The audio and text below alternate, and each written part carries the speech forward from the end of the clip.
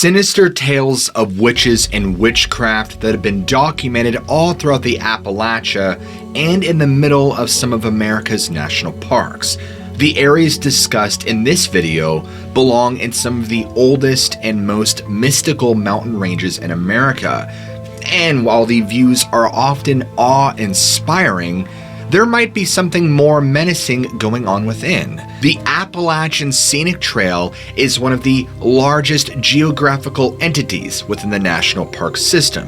It stretches around precisely 2,178 miles, going from Georgia all the way to Maine, and is the most hiked trail in the entire country.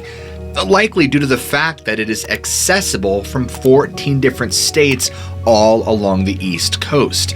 If you were to walk the entirety of the trail, you would pass through 6 national parks, and that's a lot, including the Great Smoky Mountains and the Blue Ridge Parkway, and 8 national forests.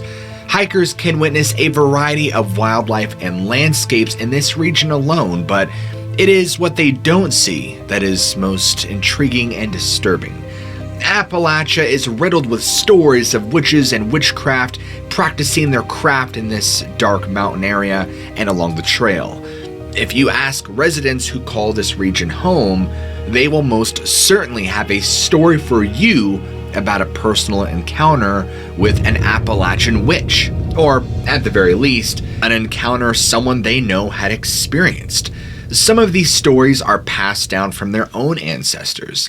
These stories contain different types of witches, witch doctors, granny witches, water witches, and of course, witches of the more malevolent type. Not only do they have different skills, but they have many physical forms.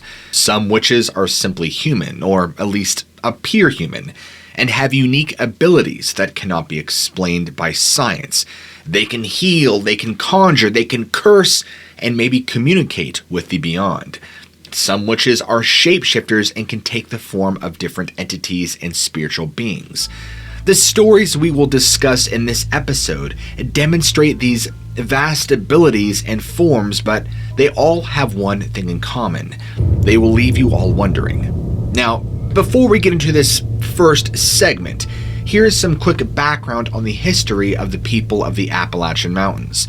Native Americans first inhabited the area before the appearance of European settlers. The Hopewell, Cherokee, Iroquois, and Powhatan all called the mountains home at one time in their own history. But the most prevalent in the area was Cherokee peoples. Their stories passed down from generation to generation, having legends and tales of conjuring, healing, and shape-shifting witches. When the European settlers came to America, they had feared witchcraft and sorcery very much due to the witch craze many had experienced over in Europe, which lasted from around the 14th to the 17th century. Those who did not fear it was thought to practice it themselves. And this mixing of people's beliefs and fears and curiosity was what set the stage for Appalachia to become this rich tapestry of mysterious figures. Now, the Blue Ridge Mountains are this setting for our first story. The mountains get their name from the hazy blue tint they project when seen from a distance. Their calming atmosphere and abundance of trails provide vacationers, hikers, and residents alike with the perfect escape from everyday life. But in Fannin County, Georgia, there is one resident specifically who refuses to leave, and her presence is still much discussed to this day. Her name is Elizabeth Tilly Bradley, the Blue Ridge Witch. Now, during the 1750s, the Creek Indians lived alongside white settlers peacefully. By all accounts, there were little to no issues between the two groups. The groups were so close, in fact, that many eventually intermarried and had children of mixed descent. 2 prominent families came out of these unions. One was the Stanley family, and the other was the Tilly family. Now, eventually, the Cherokee Indians moved into the area, and not getting along with the Creek Indians forced them and many of the white European settlers to move out of the site. The Stanleys resettled in a place they called Stanley Gap. and the Tilleys relocated only a few miles away at Tilly's Bend. The Tilley family also established a church, aptly named Tilly Bend Church, in 1858. Elizabeth Bradley, being a Tilley before marrying Jason Bradley, moved to Tilly's Bend with her husband and their 8 children.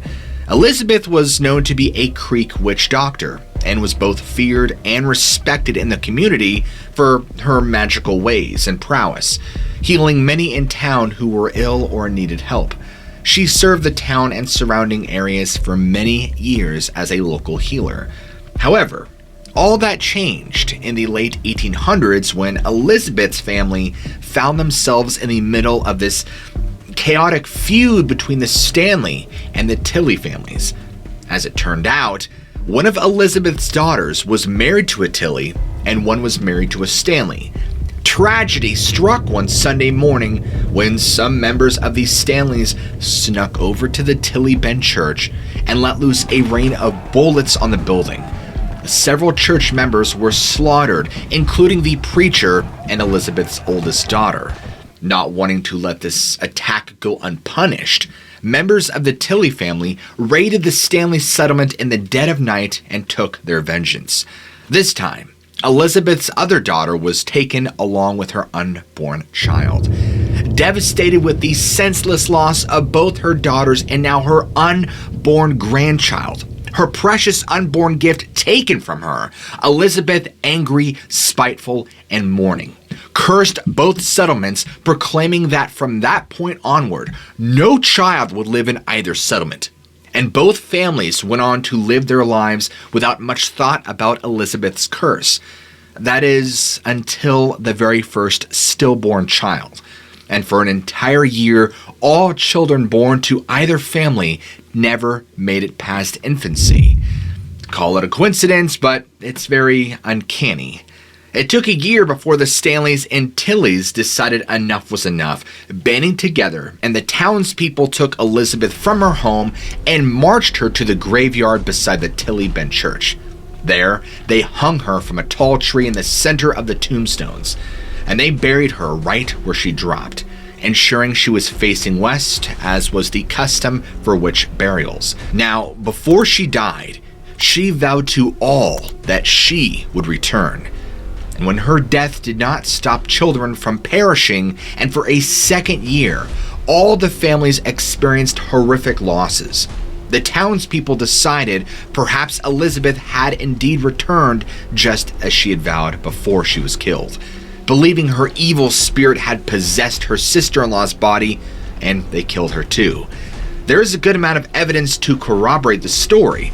It is reported that the church still contains bullet holes from the Stanley shooting, for one thing. For another, Elizabeth Bradley still rests at the base of the big tree in the center of the graveyard near the Tilly Bend Church, right where the event was reported to occur. Her grave stands alone and is covered by nothing but brown grass and dirt, unlike the rest of the cemetery, which is just covered in lush green grass. Now recently, the headstone has been removed, reportedly taken, but by whom is unclear.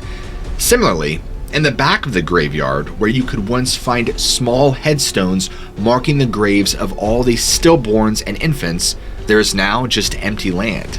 The markers that were there are now gone. People who visit say there is a strange feeling in that graveyard, particularly near Elizabeth's gravesite. Some say they have felt their legs pulled on and have suddenly gotten goosebumps, no matter how warm it is outside. Maybe the most interesting report, however, was from 2017 when a visitor noticed that the gravesite of Elizabeth Bradley had been recently disturbed. They reported seeing the remains of what appeared to be scorched earth at the site, like someone had burned a small fire, perhaps in homage to Elizabeth herself, the Blue Ridge Witch.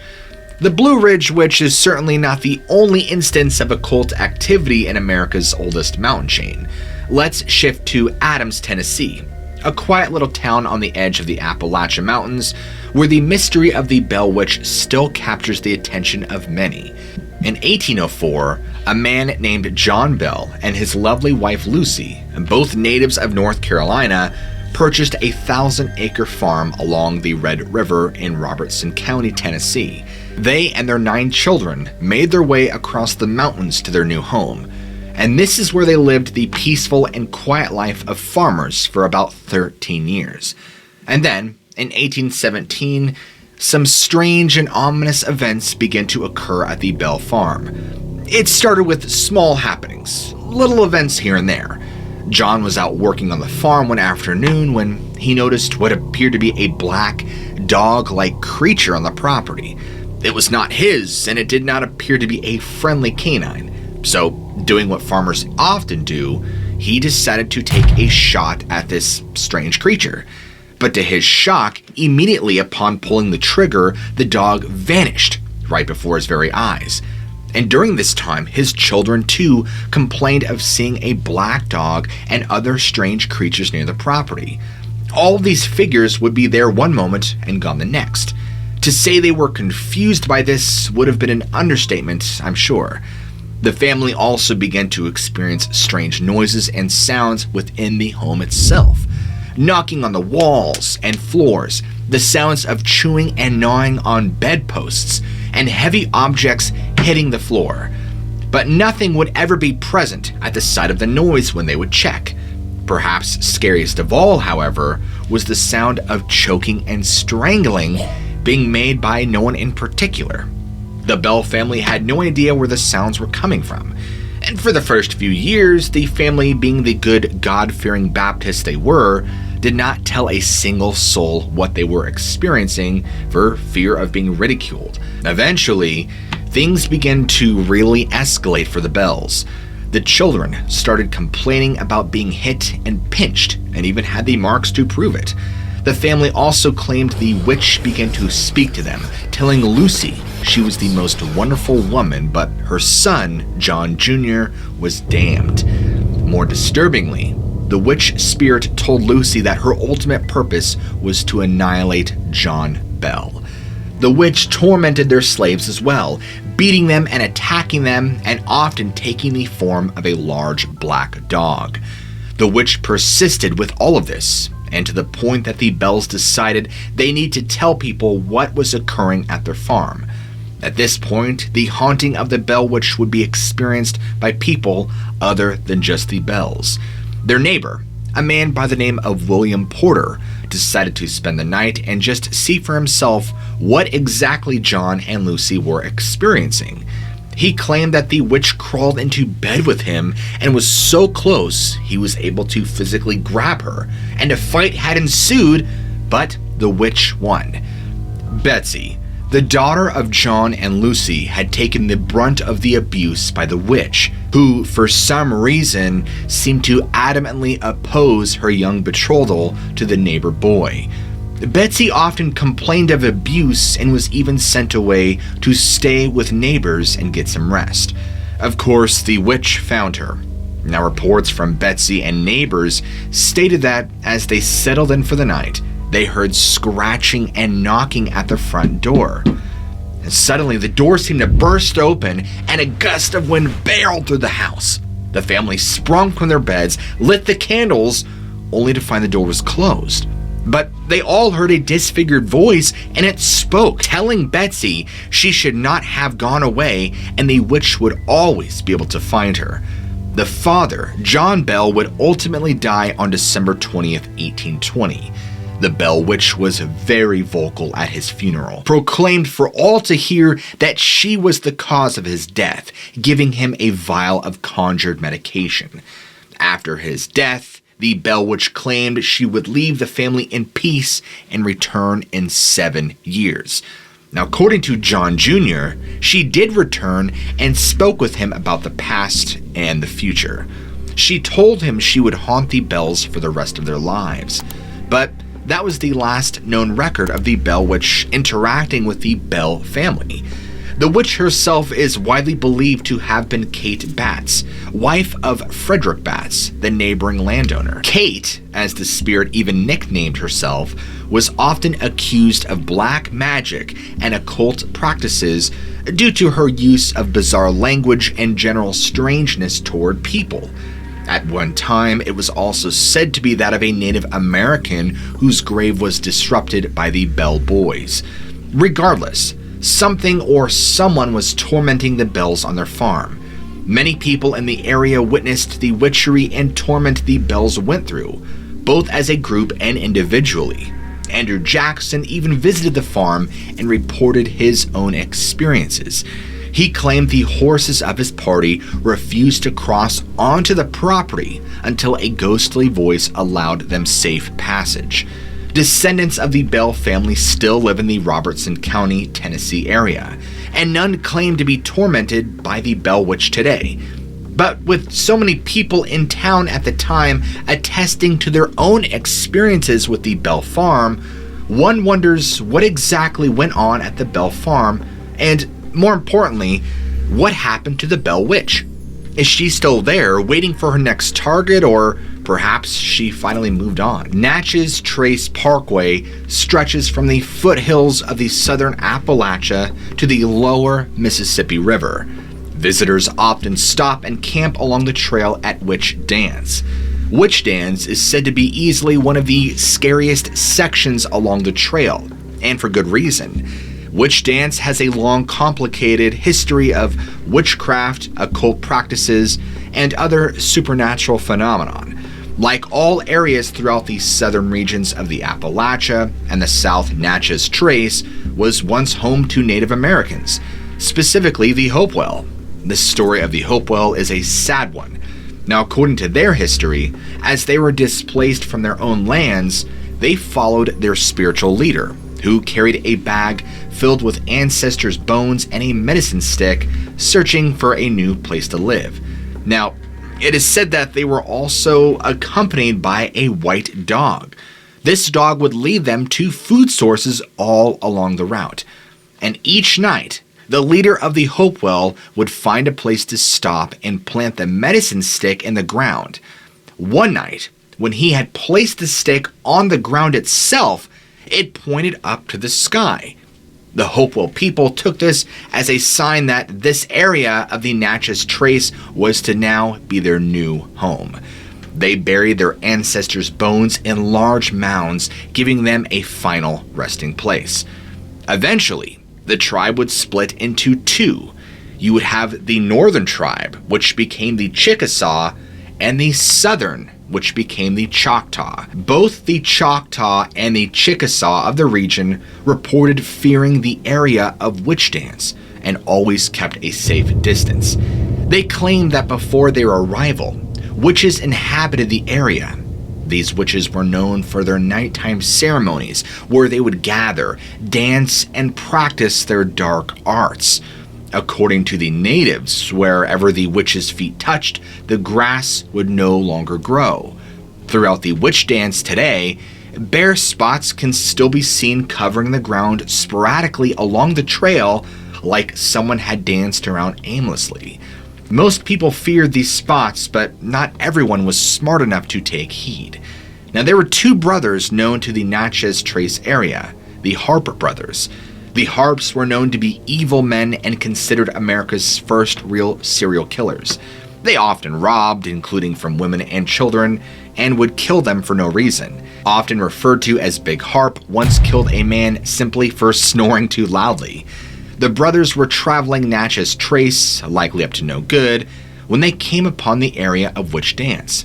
Their Indian guide warned them that the barren spots were not to be touched or trifled with in any way, or there would be severe consequences. He told the Harps that the witches would curse the person who taunted them. Big Harp, making it known that he was not afraid of anything or anyone, jumped off his horse and in defiance began to dance around the dead spots, laughing maniacally and mocking the witches. Now, in the weeks that followed, Big Harp's life would come to an abrupt end. Gee, as if we all didn't see that one coming. He was tracked down by a man he had crossed, and this time, Big Harp wasn't so lucky. He was killed and his body beheaded. His head was nailed to a tree as a symbol that justice, at least in the eyes of the man he wronged, had now been rightly served. The story goes that the witches got their revenge on Big Harp for his antics and mockery at witch dance. They claim his head was taken by a witch doctor and ground up to use for medicine and other potions.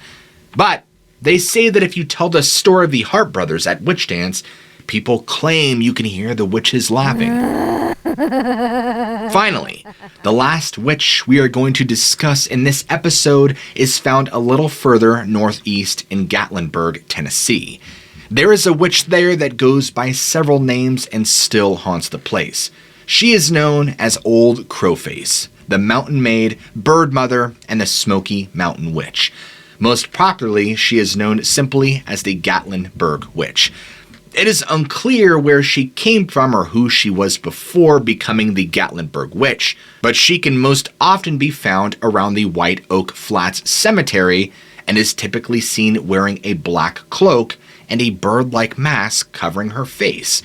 The Gatlinburg Witch is also a nesting witch, meaning she incubates objects in her body until it is time to release them. In her case, using a knife. She is said to cut her own skin open and crows are released. A letter dating back to the 1800s from a man named Samuel to his friend Jeremiah is particularly interesting.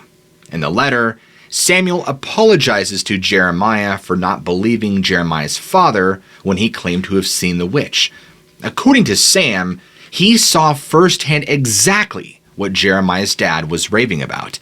Samuel states that while he was out hunting, he came across a woman bathing in a nearby spring. And suddenly, he reported the woman stood and walked to where her cloak lay.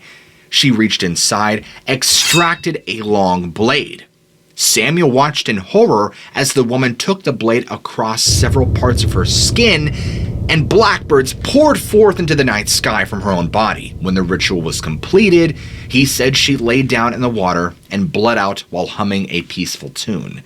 Scared to death by what he had just witnessed in the spring, Samuel ran back for his life to home. He also reported in the letter that ever since the event, he saw the witch lurking near the cemetery, and she always seemed to be watching him. Look, the Appalachian region is full of stories like these. This is just a handful. Occult tales and witchcraft and witches haunting the mountain ranges of several parks. Many might be passed off today as old legends, folklore, etc., but there are enough evidence and witness accounts that makes someone wonder. Are these simply just legends that make good campfire stories, or is there really more to it? I mean, did witches really cause the devastating incidents reported? Or is it just a coincidence? Was there something else? Or just elaborate schemes for attention, maybe? More importantly, I want to know what you guys think. Be sure to let me know what you think in the comments down below. I would love to hear from all of you. Also, if you're a fan of storytelling of the mysterious and supernatural, be sure to go ahead and smack that like and subscribe button for more content just like this. As always, I love you all, keep an open mind, and I'll catch you guys in the very next video.